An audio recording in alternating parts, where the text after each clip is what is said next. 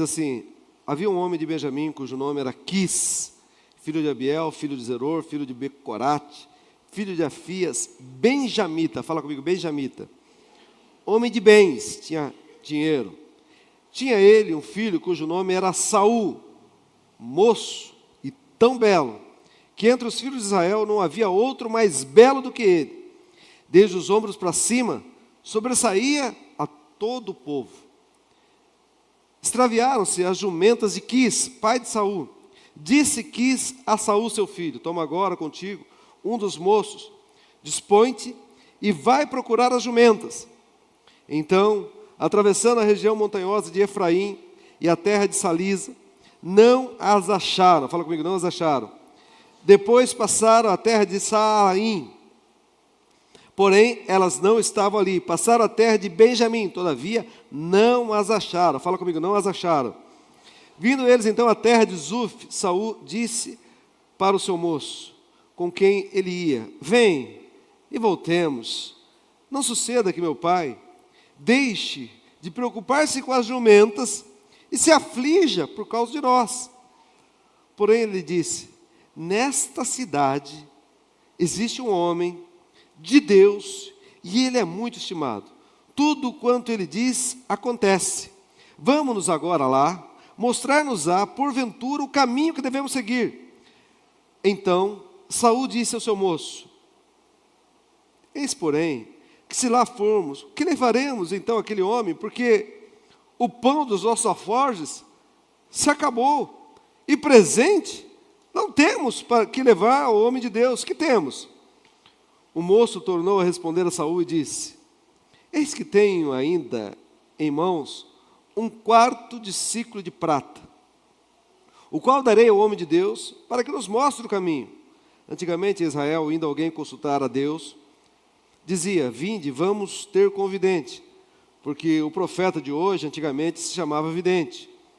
Então disse Saul ao moço: dizes bem, anda pois, vamos.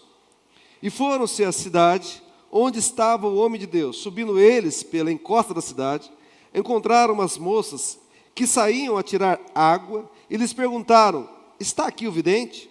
Elas responderam: está. Eis aí o tens diante de ti. Apressa-te, pois, porque hoje veio à cidade, porquanto o povo oferece hoje sacrifício no alto. Entrando vós na cidade, logo o achareis, antes que suba ao alto para comer, porque o povo não comerá, enquanto ele não chegar, porque ele tem de abençoar o sacrifício, e só depois come os convidados. Subi, pois, agora, que hoje o achareis. Subiram, pois, à cidade. Ao entrarem, eis que Samuel lhes saiu ao encontro para subir ao alto. Ora, o Senhor, um dia antes de Saul chegar, o revelara a Samuel, dizendo: amanhã, a estas horas, te enviarei um homem da terra de Benjamim, o qual ungirás por príncipe sobre o meu povo de Israel, e ele livrará o meu povo das mãos dos filisteus, porque atentei para o meu povo, pois o seu clamor chegou a mim. Quando Samuel viu a Saul, o Senhor lhe disse: eis o homem de quem eu já te falara, este dominará sobre o meu povo. Saul se chegou a Samuel no meio da porta e disse: mostra-me, peço-te, onde é aqui a casa do vidente? Samuel respondeu a Saul e disse: eu sou o vidente, sobe adiante de mim ao alto, hoje comereis comigo, pela manhã te despedirei, e tudo quanto está no teu coração, eu te declararei. Quanto às jumentas que há 3 dias se te perderam, não se preocupe o teu coração com elas, porque já se encontraram, para quem está reservado tudo o que é precioso em Israel. Não é para ti e para toda a casa de teu pai?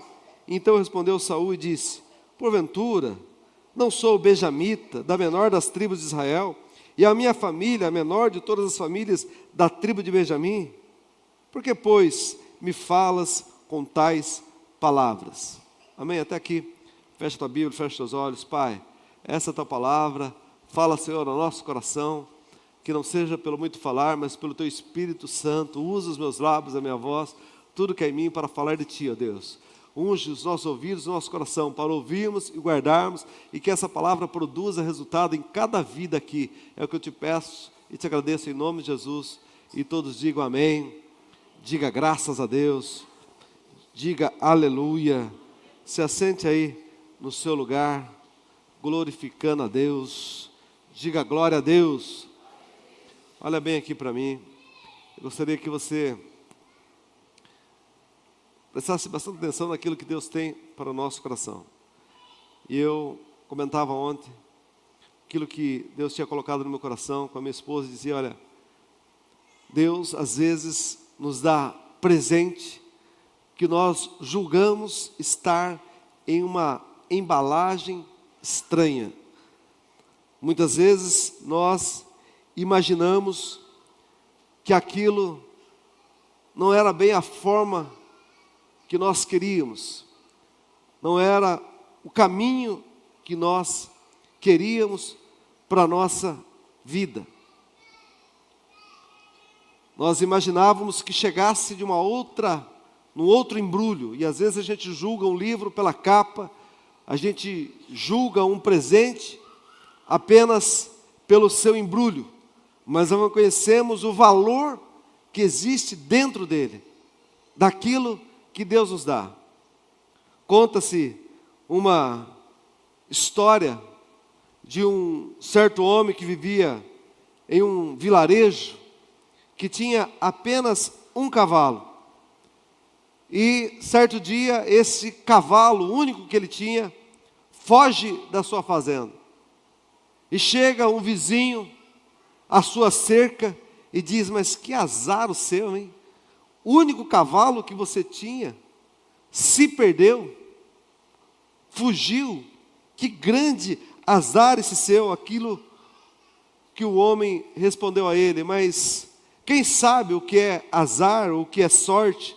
Deus o sabe. Passado algum tempo,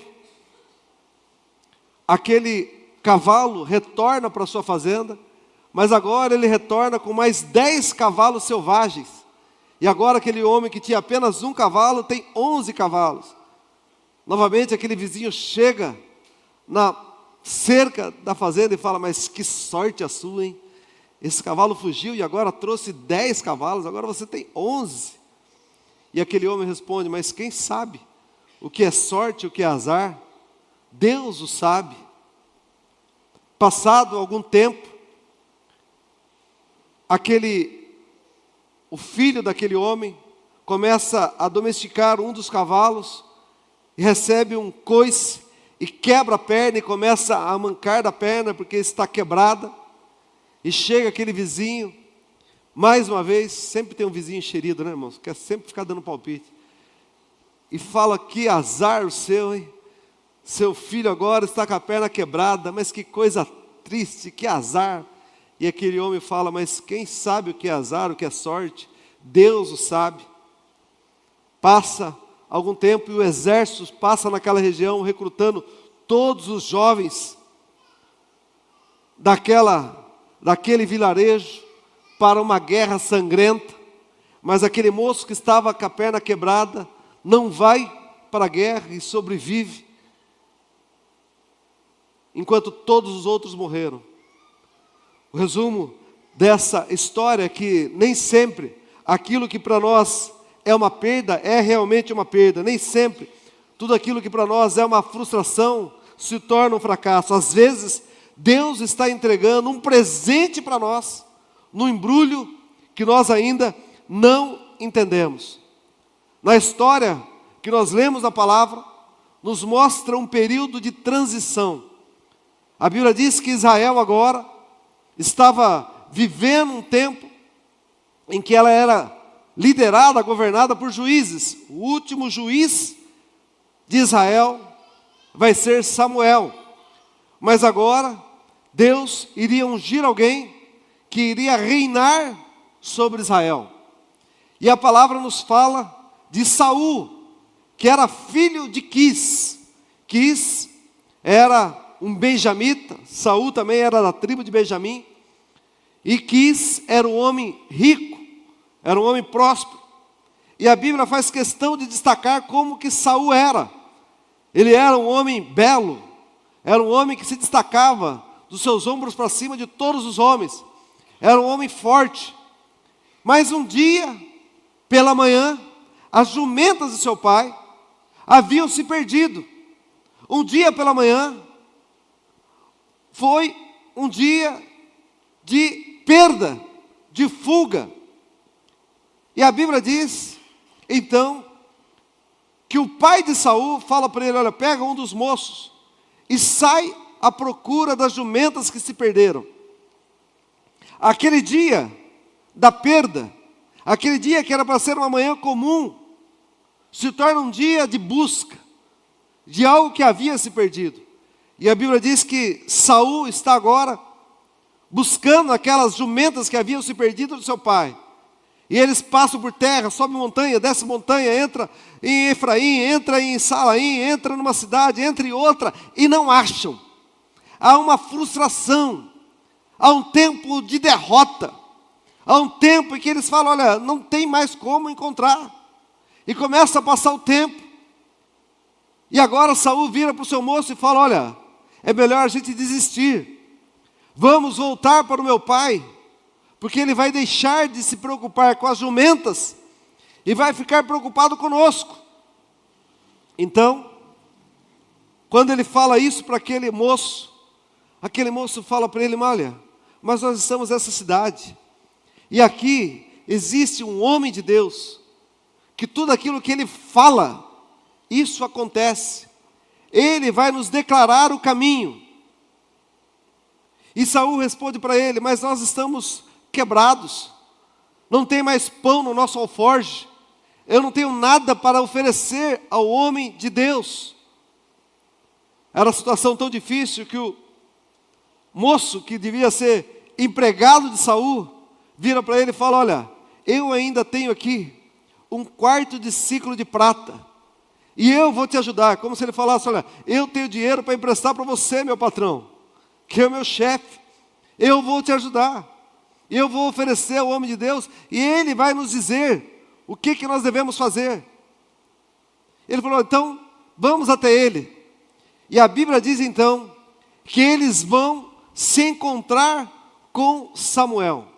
Só que enquanto ele estava indo, ao mesmo tempo que Saul estava indo ao encontro de Samuel, o próprio Deus já havia falado com Samuel, e Deus havia dito para ele, olha, você vai encontrar alguém da tribo de Benjamim, e este homem que você encontrar, ele é quem o escolhi, ele é quem você vai ungir para governar sobre o povo, para ser o rei de Israel. A Bíblia diz então que Saul encontra Samuel. Samuel fala, olha, você pode ficar comigo, você vai comer comigo, e depois eu vou te declarar tudo. As ovelhas que haviam se perdido, vocês já encontraram, mas mais que isso, a partir de agora, eu vou ungir você. Depois disso, Samuel vai ungir a Saul como rei, e falou assim, olha, todo Israel vai te servir. E Saul, que o começo do texto que nós lemos, mostra ele como um homem forte, como um homem grande, como um homem mais belo, como um homem que se destaca. Saul agora diz para Samuel, mas eu sou o menor da casa de meu pai, a minha tribo é a menor, a tribo de Benjamim, e o Senhor vai me escolher. E a Bíblia diz que Samuel fala para ele, olha, você vai ser ungido rei. Sabe o que Deus fala comigo aqui, querido? Que aquilo que era um caminho de perda, precisou ter uma derrota, precisou ter a perda daquelas jumentas, para que ele pudesse se encontrar com o seu propósito, com o destino que Deus tem para a vida dele. Então, olha aqui para mim, algo que começa ruim, vai terminar com uma herança e uma promessa de Deus. Sabe o que Deus está falando para mim e para você, querido? Que pode ser que começou com uma perda, mas vai terminar com uma herança. Pode ser que começou com uma frustração, mas vai terminar com um chamado de Deus. Pode ser que começou com choro, mas vai terminar com alegria. Pode ser que começou com tristeza, com derrota, querido, mas vai terminar com vitória, para a glória do nome do Senhor Jesus Cristo. Irmãos, a Bíblia diz que aquilo que parecia ser uma derrota, ser uma perda, era apenas um caminho para o chamado. Muitas vezes, algumas perdas na nossa vida são convites de Deus, disfarçados para o novo destino que Deus tem para a nossa vida. Sabe, a palavra vai falar lá em Lucas, capítulo 5, versículo 1 em diante, vai nos mostrar um tempo em que a Bíblia diz que a vida de Pedro, ele estava vivendo um dia diferente. Pedro era um pescador experiente, e como pescador experiente, ele pescava sempre à noite. Quando chegava pela manhã, o fruto da sua pescaria, ele ia para o mercado para vender aqueles peixes que ele vendia. Essa era a sua rotina. Mas a Bíblia enfatiza um dia em que essa pescaria se frustra, em que ele passa uma noite inteira e não pesca nada.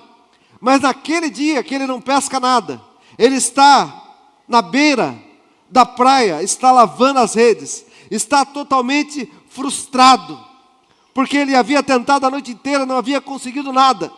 E talvez a frustração é porque as dívidas haviam acumulado, porque ele não iria conseguir pagar aquilo que ele tinha para pagar, porque talvez os seus fornecedores, talvez os seus funcionários, era tanta coisa na cabeça dele, mas aquela frustração, foi justamente nesse dia, da sua maior frustração, que ele vai ter o maior encontro da sua vida. Porque é nesse dia da sua frustração que ele vai encontrar com aquele que seria o seu Salvador, que ele vai se encontrar com Jesus Cristo, com Jesus de Nazaré. E a Bíblia diz que naquele dia, Jesus vai dar uma palavra para ele vai viver uma pesca maravilhosa, mas não é só o milagre da multiplicação, da pesca maravilhosa que ele vai viver. A Bíblia diz que depois que ele reconhece quem era Jesus, ele diz: Senhor, afasta-te de mim, que sou pecador. E Jesus, a Bíblia diz que Jesus fala para ele: olha Pedro, até agora você era pescador de peixe, mas a partir de agora, você vai ser pescador de homens, você vai ser pescador de almas. Querido, aquele vazio, aquela frustração que ele estava vivendo, proporcionou para ele o maior encontro da vida dele, o maior chamado da vida dele. Aquilo que parecia um cenário de derrota, aquilo que parecia um cenário vazio, faz com que ele possa encontrar a própria palavra viva que era Jesus Cristo. Irmãos, em nome de Jesus, talvez você tenha vivido situações de derrota, de fracasso, situações que você fala assim: olha, isso agora é para me matar. Mas acredite, meu irmão, Deus é aquele que transforma toda maldição em bênção. Querido, eu tenho uma boa notícia para você. Deus me trouxe aqui hoje para falar para você, querido, tudo aquilo que muitas vezes alguém fez para amaldiçoar a sua vida, vai ser transformado em bênção. A palavra diz lá em Números 23, 8, em Números 23, vai falar que Balaão foi contratado para amaldiçoar, mas o próprio Balaão, ele vai declarar: eu não posso amaldiçoar aquilo que Deus abençoou. E a Bíblia diz, lá em Neemias capítulo 13, versículo 2, a Bíblia diz assim: olha, assalariaram contra eles a Balaão, para os amaldiçoar, porém o nosso Deus converteu a maldição em bênção. Meu irmão, eu não sei se tem uma doença, eu não sei se tem uma notícia negativa, eu não sei se tem uma situação na sua família, meu querido, mas acredite, toda maldição vai se reverter em bênção na tua vida. Sabe por quê, meu irmão? Porque o nosso Deus, ele continua sentado no trono. Isaías 46, 10, a Bíblia diz: o meu conselho permanece de pé, e farei cumprir toda a minha vontade. Talvez você não está vendo aqui agora, parece um tempo de derrota, parece que o cavalo fugiu, ou parece que a perna quebrou, parece que está tudo frustrado, mas acredite, ao encontro sobrenatural com o seu destino, com o propósito de Deus para a tua vida. E o propósito de Deus é um propósito de vitória, de salvação, é um fim de vida eterna. Só você que crê, glorifica a Ele. Aleluia, aleluia. Nem toda perda, meu irmão, é frustração, nem toda perda é um fracasso. Muitas vezes é uma estratégia de vitória. Aleluia. Muitas vezes Deus está agindo na nossa vida. A palavra diz, lá no Salmo 84, versículo 5, a Bíblia diz: bem-aventurado é aquele cuja força está no Senhor, cujo coração se encontra os seus caminhos aplanados. Fala comigo, meu coração se encontra todos os caminhos aplanados.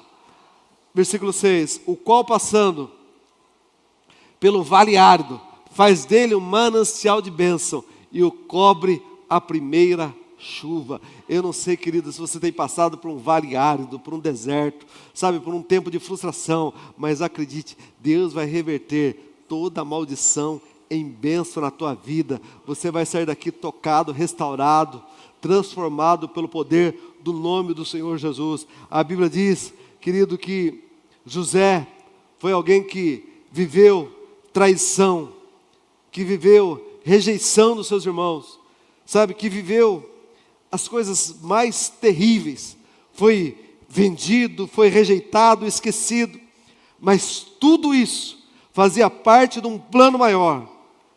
E a Bíblia diz que os irmãos dele estão preocupados porque agora José se torna o maior do mundo conhecido naquela época. E a Bíblia diz que o pai de José havia morrido, Jacó havia morrido. E agora os irmãos falaram: José vai nos matar, ele pode acabar conosco, que vai se vingar de nós. Mas lá em Gênesis 50, 20, José vai fazer uma declaração que eu acho uma das declarações mais poderosas da Bíblia. Ele diz: olha, vós bem que intentaram mal contra mim, porém Deus tornou em bem, para fazer como se vê agora, para que se conserve a vida de muita gente viva. Para a conservação da vida foi que Deus permitiu que tudo isso acontecesse. Vocês bem que tentaram mal, vocês acharam que iriam me matar, vocês acharam que iria destruir, mas Deus transformou o mal em bênção na minha vida. Oh, irmão, aquilo que pode ter começado de um jeito ruim, vai terminar de um jeito vitorioso, em nome de Jesus. Diga glória a Deus.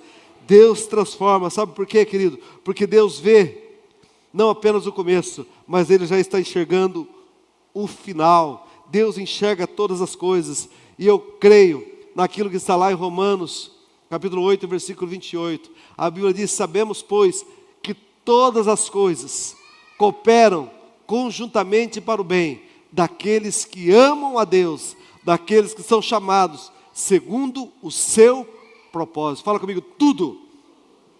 Fala forte, tudo coopera para o bem. Sabe, querido, eu gosto demais de Provérbios 3:6. A Bíblia diz assim: olha, reconhece o Senhor em todos os seus caminhos. Como eu gosto disso.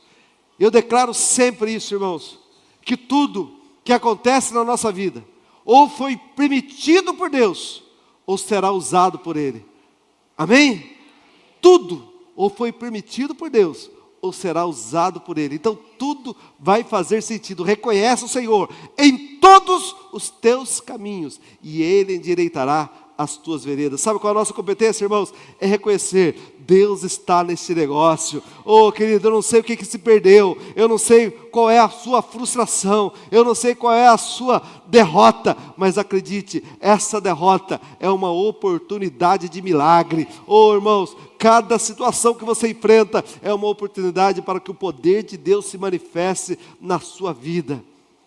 Muitas vezes nós passamos por coisas que a gente fala assim: olha, Deus, ainda bem que não deu certo, ainda bem que o Senhor me livrou. Coisas que nós queríamos tanto e que Deus nos livrou.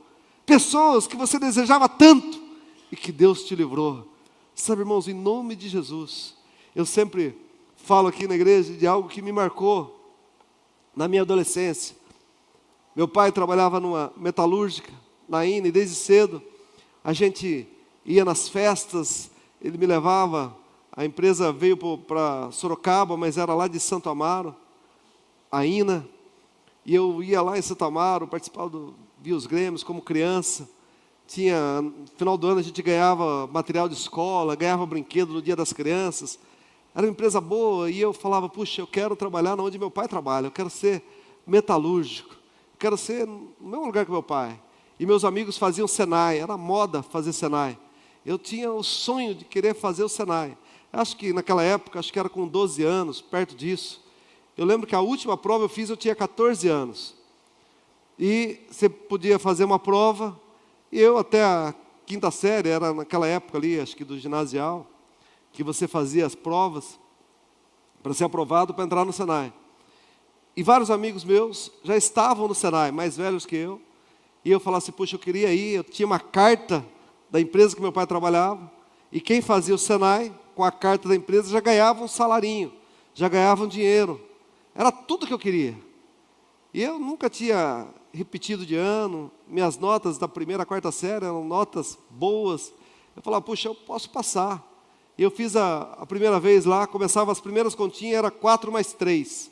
Era muito facinho as primeiras, depois ia dificultando um pouco. E eu prestei a primeira vez, não passei. Aí, prestei a segunda vez, mais um tempo, não passei também. Eu falei, puxa, eu tenho que passar nisso aqui. Meus amigos passando, e era uma frustração, irmãos, porque não tinha essa coisa de você ver pela internet, você ver por edital. Você tinha que chegar lá junto com todos os seus amigos, com todo mundo, e a pessoa pegava a lista e ficava chamando. E aí chamava Marcos, Marcelo, Joaquim, João, tal, e passava meu nome, passava a letra C e não chamava. Aí eu ia lá, falava, não tem jeito, você não passou não. E aí voltava derrotado. Prestei a terceira vez, não passei. Prestei a quarta vez, meus amigos do meu lado, Sidmar que prestou, ia, passava, ia fazer o Senai, e eu chamando todo mundo, prestei 4 vezes, nunca passei no Senai. Falei, meu Deus, que frustração. Mas a vida continuou, e depois fui trabalhar em confecção, a Dalva trabalhava comigo com 16 anos, rapidinho Deus nos abençoou, consegui me tornar mecânico, e rapidinho, irmãos, o meu salário já era maior do que as pessoas que trabalhavam em metalúrgica. Eu já ganhava mais do que eles. Com 19 anos eu já tinha uma CB 400. Já tinha comprado terreno. Quando eu casei eu tinha 23 anos. Eu já tinha 26 funcionários. E eu falava, Deus, agora eu entendo, porque o Senhor me livrou daquilo. E Deus tinha coisas maiores. Às vezes, querido, Deus está te livrando de alguma coisa aqui na frente, porque Deus tem coisa maior para você lá no futuro. Sabe quando eu fui curado disso? Só quando eu passei no exame da Ordem dos Advogados, aí eu fui liberto. Porque até eu passar no exame da Ordem, eu tinha um trauma de fazer qualquer concurso, qualquer exame, porque eu nunca tinha passado no Senai. Mas Deus nos livrou.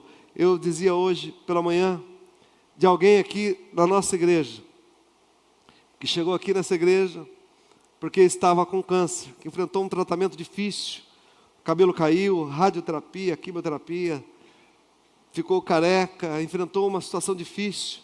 Depois de um tempo ela foi curada totalmente do câncer, mas o que chamou a atenção dela foi que depois ela entregou a vida para Jesus, ela desceu as águas do batismo, não apenas ela, mas também o marido dela.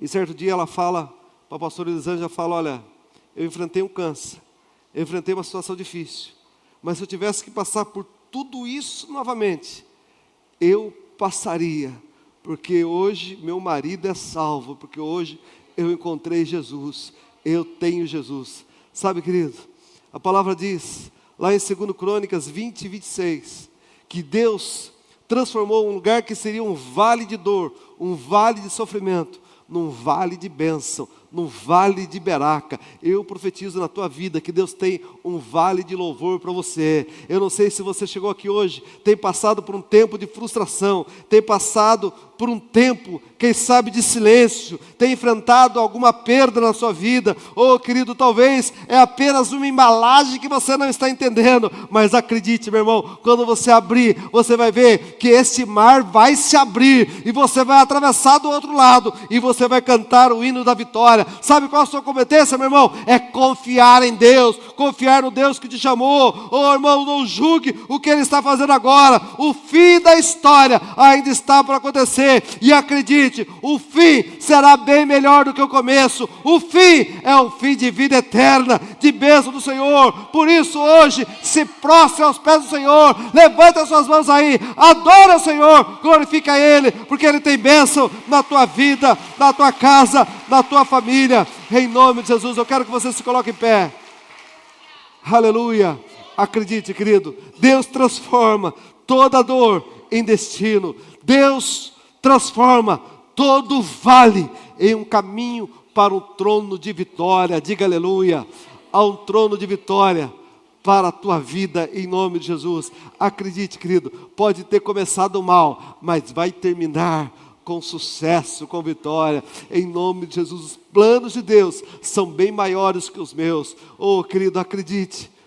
Jó enfrentou situações difíceis na vida, mas Jó declara: bem sei que tudo podes, meu amado, e nenhum dos seus planos pode ser frustrado. Jó entendia que todos os planos de Deus, Jó 42, 2, ele diz: eu sei que todos os teus planos, ó Deus, nenhum deles vão ser frustrados. Agora, quem crê que Deus tem plano de vitória para a tua vida, diga aleluia. Sabe o que vai acontecer na vida de Jó, querido?